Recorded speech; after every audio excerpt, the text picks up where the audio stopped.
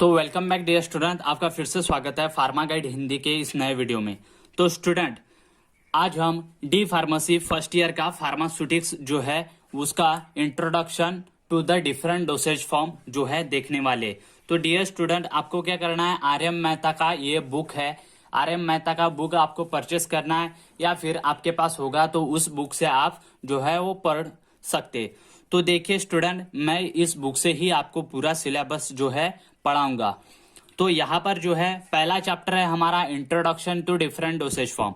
तो introduction to different dosage form किसे कहा जाता है? तो देखिए, फार्मास्यूटिक्स हम पढ़ रहे हैं, तो फार्मास्यूटिक्स एक ऐसा रहता है, आप फार्मेसी फील्ड में क्यों आ चुके हैं? क्योंकि आपको जो है आगे चलकर किसी फार्मेसी प्रोफेशन में जो है या फिर किसी मैन्युफैक्चरिंग यूनिट में आपको जो है वर्क करना है। अगर मैन्युफैक्चरिंग यूनिट में आपको वर्क करना है, डी फार्मेसी होने के बाद बी फार्मेसी करके आप जो है वो फार्मास्यूटिकल इंडस्ट्री में आप जा सकते। डी फार्मेसी में भी कई बार फार्मास्यूटिकल इंडस्ट्री में आपको जो है जॉब प्रोवाइड की जाती है। उसके बाद अगर आपने एम फार्मेसी की है तो एम फार्मेसी से भी आपको जो है अच्छी खासी यहाँ पर प्रोडक्शन इंडस्ट्री में जॉब मिल जाती है। फिर यहाँ पर जो है प्रोडक्शन इंडस्ट्री में अगर आपका जाने का ख्वाब है तो आपको क्या करना पड़ेगा, आपको पता होना चाहिए कि डोसेज फॉर्म कैसे बनते हैं, कैसा सिरप बनता है, कैसे जो है टैबलेट बनते हैं, किस प्रकार से जो है कैप्सूल मैन्युफैक्चरिंग होती है। तो सारा डिस्कशन जो है आगे हम पढ़ेंगे ही कि packaging of capsule, packaging of tablet या फिर manufacturing of tablet and manufacturing of capsule वो कैसे किए जाते हैं। तो इंट्रोडक्शन टू डोसेज फॉर्म में आज हम बेसिक से उसकी जानकारी देखेंगे, इंट्रोडक्शन देखेंगे, then importance of dosage form जो है इस टॉपिक में हम कवर कर लेंगे। और उसके बाद जो है क्लासिफिकेशन देखेंगे कि डोसेज फॉर्म का क्लासिफिकेशन कैसे की जाता है, और उसके जो है क्लासिफिकेशन में सॉलिड डोसेज फॉर्म, लिक्विड और सेमी सॉलिड डोसेज फॉर्म हर तरीके से हम क्या करेंगे, कवर कर लेंगे।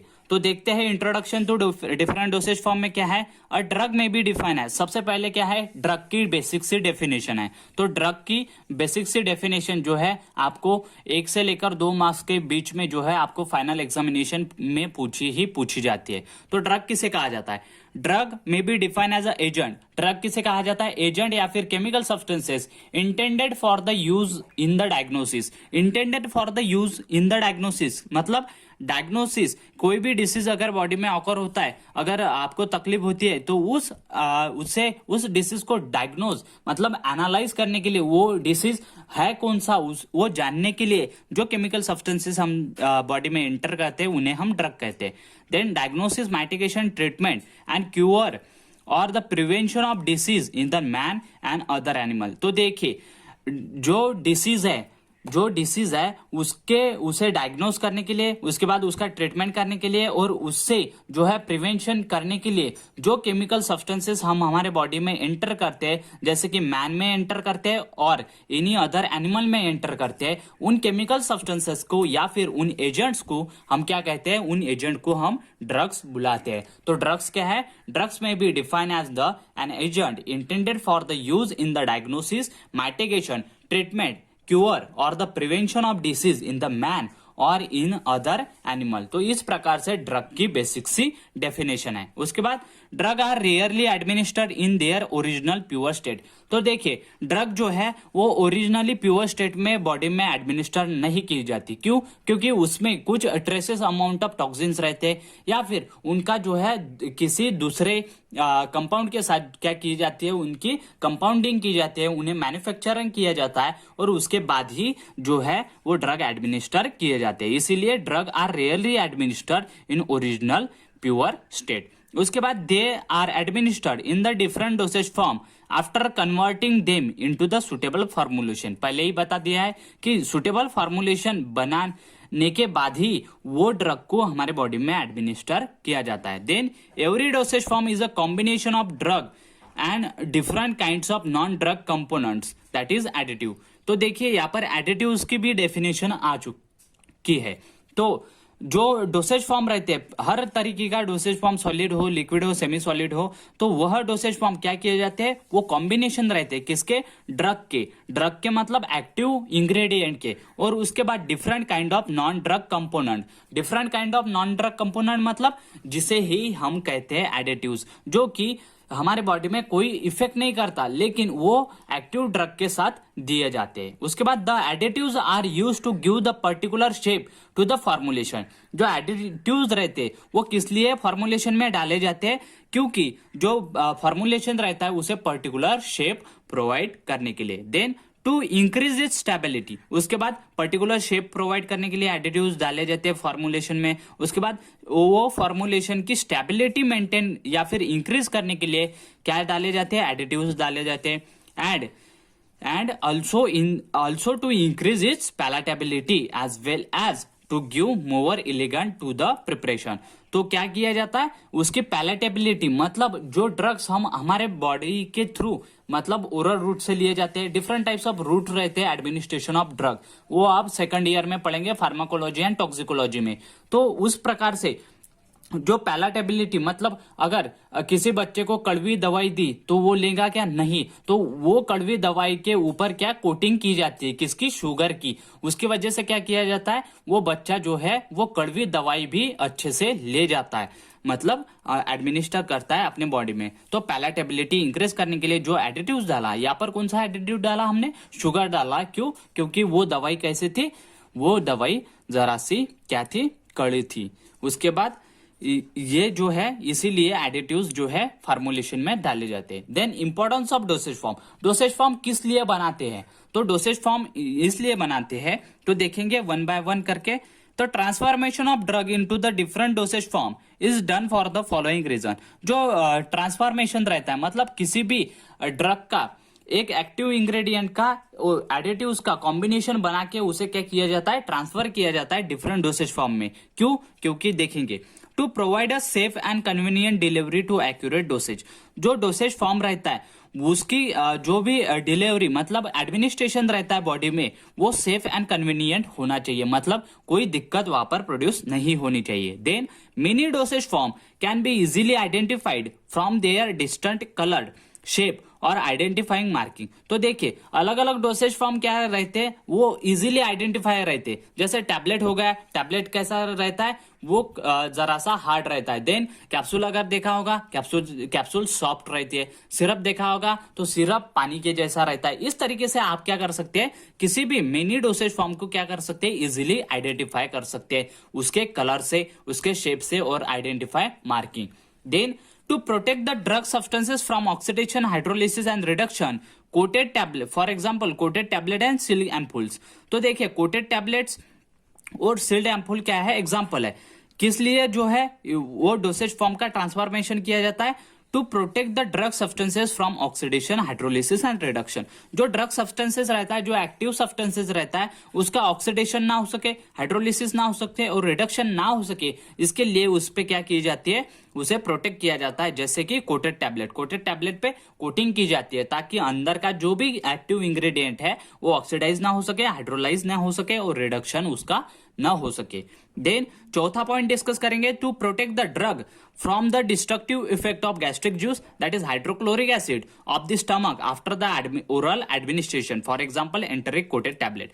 तो देखिए कुछ ड्रग सब्सटेंसेस ओरल रूट से लिए जाते हैं, उसके बाद क्या होता है? वह जो है गैस्ट्रिक जूस किसे कहा जाता है? जो हाइड्रोक्लोरिक एसिड आपके स्टमक में प्रेजेंट रहता है वो उसे ही गैस्ट्रिक जूस कहा जाता है। वो क्या करता है? जो ड्रग सब्सटेंसेस आपके बॉडी में ओरल रूट से एडमिनिस्टर हो चुके हैं उसके ऊपर जो है एक्शन बताता है, मतलब डिस्ट्रक्टिव इफेक्ट उसका शो करता है। क्यों? क्योंकि HCl क्या है? इट इज अ एसिड होने की वजह से क्या होता है? उसकी डिस्ट्रक्टिव इफेक्ट वो जो है ड्रग पे शो करता है। इसीलिए ड्रग को बचाने के लिए जो है उसे क्या किया जाता है? उसे कोटेड किया जाता है, जैसे enteric coated tablet. Then to conceal the bitter, salty and obnoxious taste और order of the drug substances, for example capsule, coated tablet, flavoured syrup etcetera. तो देखिए जो बिटर, सॉल्टी और एब्नॉक्सियस टेस्ट रहता है या फिर ऑर्डर रहता है किसी भी ड्रग का, उसे जो है उसे कंसील मतलब उसे दबाने के लिए या फिर उसे जो है वो किसी को फील नहीं होनी चाहिए। इसके लिए क्या किए जाते हैं? किसी भी ड्रग सब्सटेंसेस को क्या किया जाता है? कंसील किया जाता है, उस पे कोटिंग की जाती है या फिर को किसी और सब्सटेंसेस के साथ क्या किया जाता है, मिक्स किया जाता है। जैसे कैप्सूल होगा, कैप्सूल कैसा बना हुआ रहता है, एक शेल रहती है और उसके अंदर एक्टिव इंग्रेडिएंट रहता है, मतलब उसके ऊपर भी कोटिंग रहती है। देन कोटेड टैबलेट रहते हैं, कोटेड टैबलेट पे भी जो है वो कोटिंग रहती है शुगर की। देन फ्लेवर्ड सिरप रहता है, फ्लेवर्ड सिरप में कभी कभी क्या होता है कि कोई कोई सिरप क्या रहता है, एब्नॉक्सियस टेस्ट रहती है उसकी या फिर सॉल्टी रहता है, उसके लिए उसमें जो है एक्टिव इंग्रेडिएंट डाले जाते हैं या फिर एडिटिव्स डाले जाते हैं, जिसकी वजह से क्या होगा कि बिटर टेस्ट, सॉल्टी या फिर एब्नॉक्सियस टेस्ट या फिर ऑर्डर जो है वो कैंसिल हो जाएगा, वो दब जाएगा। Then to provide for insertion of drug into the one of the body cavity, for example rectal और vaginal suppository।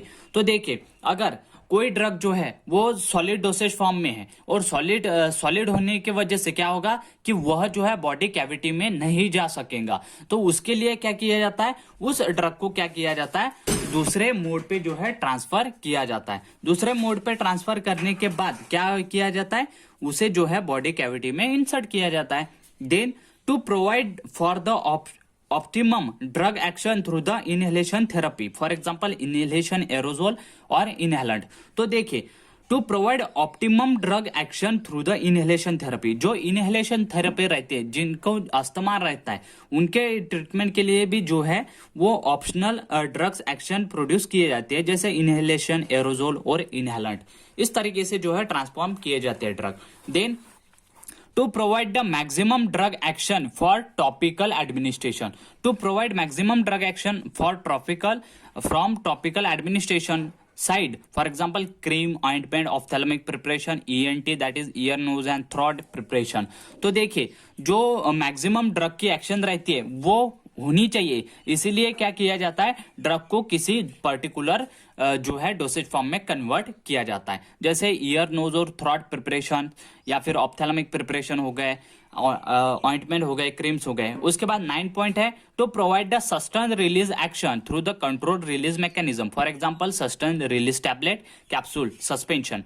तो देखिए कुछ ड्रग क्या रहते हैं, कुछ ड्रग जो है वो ओरल रूट से भी नहीं दिए जाते, सबलिंगुअल रूट से भी नहीं दिए जाते। तो क्या किया जाता है, उन ड्रग को क्या किया जाता है, बॉडी में क्या किया जाता है, इम्प्लांट किया जाता है, मतलब रख दिया जाता है। जैसे कोई जो है सस्टेन्ड रिलीज टैबलेट जो रहते वो माइनर सर्जरी करके आपके जो है वो बॉडी में रखे जाते हैं, और उसके बाद क्या होता है, सस्टेन्ड रिलीज टैबलेट क्या करते हैं, जो एक्टिव इंग्रेडिएंट रहता है वो वन बाय वन या फिर थोड़ा करके रिलीज होता है, और जहां पर पर्टिकुलर एरिया में आपको एक्शन चाहिए वहां पर एक्शन प्रोवाइड करता है। Then to provide liquid dosage form of the drug soluble in the suitable vehicle, for example solution. जो लिक्विड डोसेज फॉर्म रहता है जिसमें क्या रहता है, ड्रग जो रहता है वो एक्टिव इंग्रेडिएंट रहता है, वो कैसा होना चाहिए, उसके साथ एक्टिव इंग्रेडिएंट के साथ कोई व्हीकल होना चाहिए, जिसकी वजह से क्या होगा कि सॉल्यूशन वहां पर जो है लिक्विड डोसेज फॉर्म में बन पाएगा।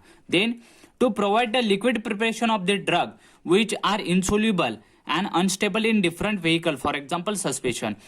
तो देखिए टू प्रोवाइड लिक्विड प्रिपरेशन बनाने के लिए क्या किया जाता है, the drugs which are insoluble और अनस्टेबल इन डिफरेंट व्हीकल्स। तो जो ड्रग्स किसी भी सॉल्यूशन में या फिर व्हीकल में जो है वो सोल्यूबल नहीं रहते, उनका क्या किया जाता है, फिर उनका सस्पेंशन प्रिपेयर किया जाता है for the administration in body. Then to provide the drug within the body tissue, तो बॉडी टिश्यू में ड्रग जाने चाहिए, ओरल रूट से अगर लेंगे आप तो वो जो है वो आपके जो है स्टमक से एब्जॉर्ब हो गए और ब्लड में चले जाएंगे, लेकिन आपको कहाँ चाहिए, बॉडी टिश्यू में चाहिए। इसीलिए बॉडी टिश्यू में इम्प्लांट करने के लिए क्या किया जाता है, उनका इंजेक्शन बनाया जाता है जो भी ड्रग्स रहते हैं, और वह जो है बॉडी टिश्यू में एडमिनिस्टर किए जाते हैं। तो इस तरीके से जो है importance of dosage form, different dosage form का इंपॉर्टेंस है। और आज हमने देखा इंट्रोडक्शन देखा, उसमें ड्रग की डेफिनेशन देखिए, उसके बाद व्हीकल एडिटिव्स की डेफिनेशन देखिए, उसके बाद इंपॉर्टेंस ऑफ डोसेज फॉर्म देखिए कि डोसेज फॉर्म किस तरीके से मदद करते हैं। तो 12 डोसेज फॉर्म देखिए, और कल जो है हम क्लासिफिकेशन ऑफ डोसेज फॉर्म जो है वो प्रिपेयर करेंगे। तो जो है यहाँ पर हो चुका है, जो है कल आपको ये चार्ट जो है पूरा समझाया जाएगा। Thank you very much for watching the video till end. Do not forget to like the video, share with your friend. Thank you.